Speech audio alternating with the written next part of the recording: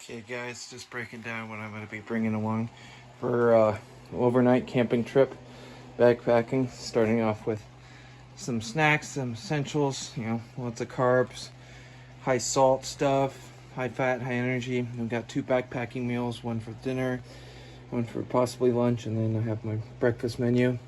We have water filtration systems there, so we have the Sawyer squeeze and then a regular pump. A little bit of a first aid kit with other essentials there, some sunscreen, Vaseline, emergency blanket, toothbrush, toothpaste. As always, you got to have that cut in half for weight. Then I have some body warmers I bring along sometimes, and emergency poncho, a set of binoculars, a little butane stove, some entertainment there. I'm just bringing a fleece jacket this time. It's only going to get down to high 40s where we're going. Good sleeping pad, has like an R value of about 4 or 4.3 from sea to summit. I have a little shema that I sometimes wear, sun hat just for high UV exposure, a pillow, down quilt, and then right here is our tarp, so we can use that to set up. But I have intentions or plans to go cowboy camping, so I probably won't even set that up, but that's just in case I run into any inclement weather and I need to make a shelter. Oh, and also I have this cover for my pack.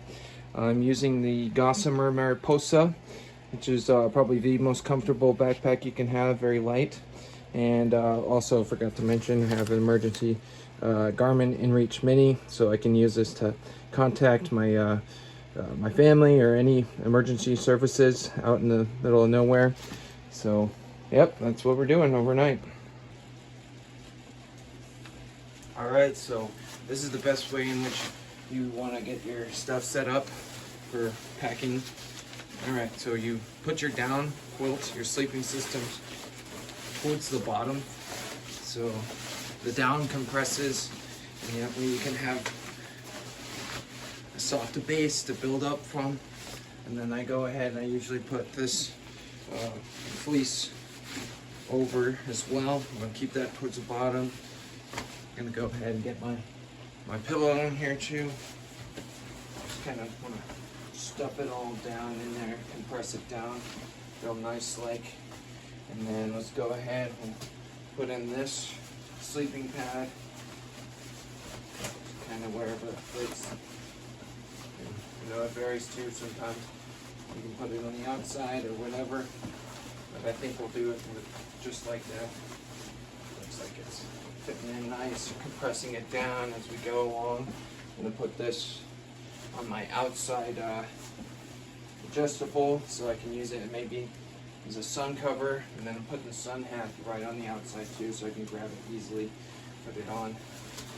Okay. Oh, I forgot to mention, I did bring the bear bag. I'm not too concerned or worried about those, but it's better to have it and not need it, and need it and not have it. So we're just gonna probably put that on the outside too. We don't have a real big concern or worry on that. And then now we'll go ahead and put the heavier items. So this camping stove, the canteen, where I'll boil my water for my meals. Go ahead and put that towards the back, along the frame. A little canister of butane, put that along there too. We're gonna have these snacks on the outside pouch, on the side pouch, so I can easily grab them when I'm feeling hungry. So go ahead and do that. And then I'll put these meals inside the main pack here.